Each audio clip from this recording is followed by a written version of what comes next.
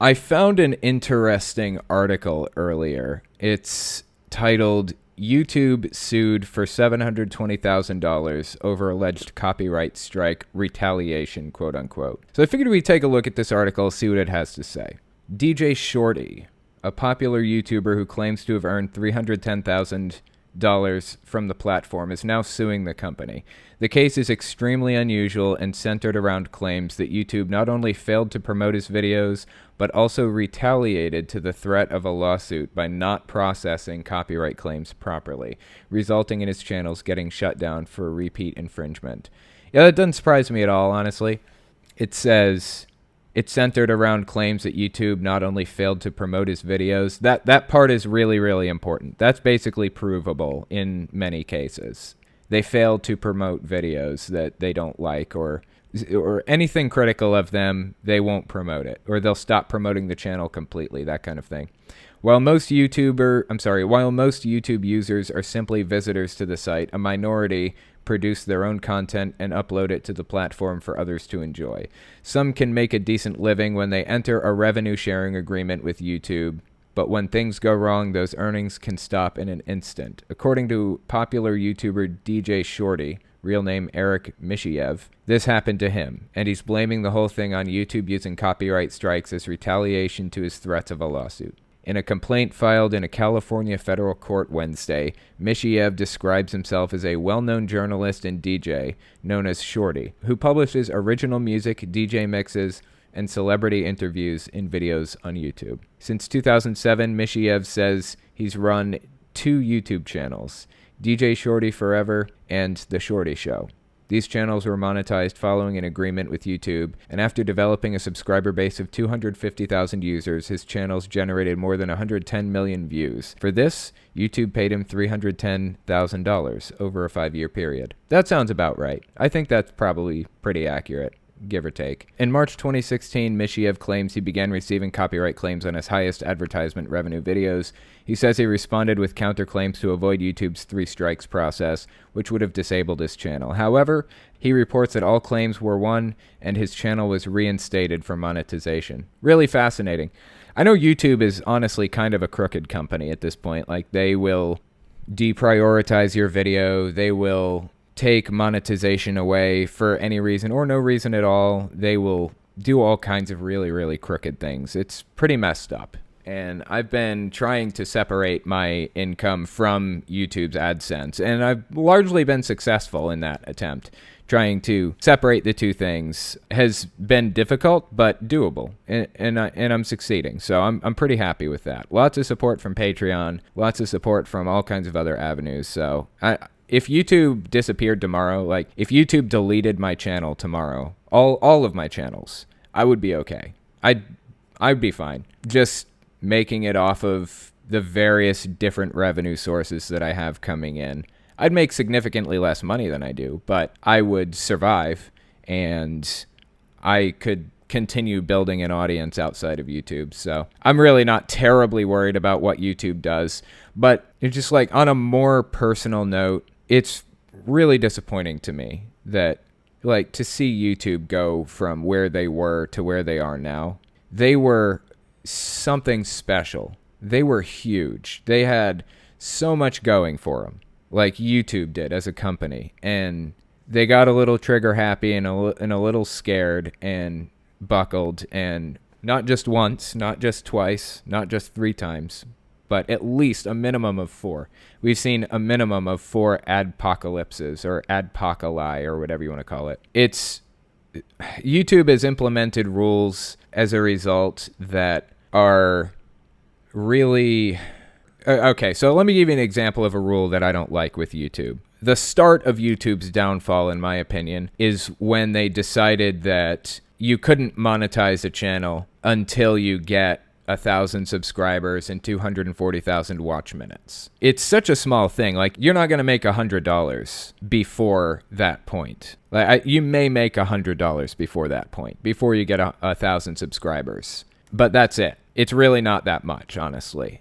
And it took me like a year to get to that point, to 1,000 subscribers. But it discourages people from trying. They can sit there and watch their analytics and watch their numbers go up. They can sit there and watch their revenue come in, no matter how small an amount it is. And it encourages them. It gets them excited. They want to take part in this because they can visually see money coming in, even if it's a small amount.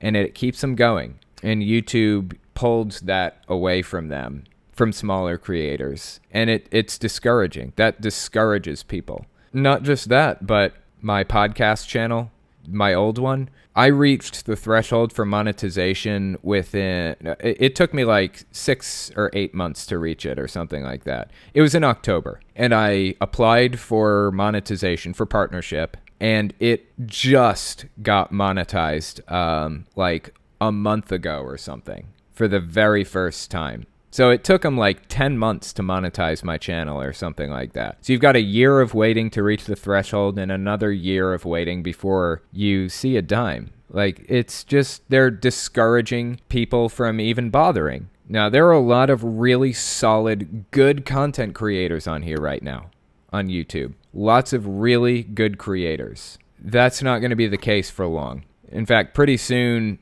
all of the content creators that are here now that are really good are going to move on with their lives and go off and do something different, or just lose interest in the subjects they're talking about, and there isn't going to be anybody there to replace them because people were discouraged in the beginning from even taking part. So just like, I'm going to be fine no matter what happens with YouTube. YouTube could disappear tomorrow and I'd be okay because I have Patreon and all of these other sources of income. But just on a personal note, it's really sad to see YouTube turning into a shell of what it once was and not being able to stop it from happening. It's just really, really sad because this place has been the source of a lot of enjoyment and joy for me. But anyway, that's all I really wanted to say about YouTube. It's just sad to see. And like I said, they are kind of a crooked company. Like, they retaliate against people in a number of different ways, through yanking monetization or not giving it to them in the first place, through retaliation with content ID strikes or copyright strikes or whatever they can do to fuck somebody over. They do it. If you say something critical about YouTube, then they will ruin you. And it's sad that they have that kind of power. And they don't have any competition either. On this note, I wanted to talk about YouTube's competition because people keep saying, like, why can't you just start a competing company? Why can't you just start or move over to a different platform, the equivalent of YouTube? Here's the problem with it. YouTube is owned by one of the biggest companies in the world. It's on the cutting edge of artificial intelligence development, and they have unlimited servers at their disposal. Unlimited bandwidth. They run the internet in many places. Google does. I mean, they are the ISP. They own phone companies and everything. They're massive. And it's taken them decades to build up to the point that they're at now. When you're streaming something like I'm doing now, like, just even when it's not streaming, even when it's just regular video form, most of the views that what I'm saying right now are going to be in normal video form. People are going to go to the podcast channel, click on it. When you click on a video like that, it's not a broadcast like a TV. It's not just feeding a signal and whoever wants to tap into that signal can. It is sending that data stream to each individual person. So it's not a broadcast, it's a stream. And that's very relevant because you have to have really powerful servers that are capable of sending a video stream to 1,000 people or 10,000 people, which is really common. Like David Pakman, I think he's around 800,000 subscribers or something like that. Or even Kyle Kalinske, he's at like 500,000. When they live stream, they get tens of thousands of people. Do you know how powerful the servers have to be to handle a load of 10,000 people just for one YouTube channel streaming on one day? Just one video. It has to be absurdly powerful. BitChute could not handle the types of... It couldn't handle the user base that YouTube has. It couldn't. Dailymotion could not handle the user base that YouTube has. Even if we convinced people to go to those platforms for one reason or another, they couldn't handle it. It's too much. It's too powerful. So YouTube cannot be usurped. They are at the top and they are not going anywhere until they crash. And I honestly don't think that YouTube is ever going to crash. They've just, not completely. They're becoming a shell of their former selves, but they have Google backing them. They will always exist in one form or another, I think. They may replace the CEO at some point because she's making a lot of bad decisions that's going to crumble the company. And YouTube itself as a company hasn't been financially productive in years.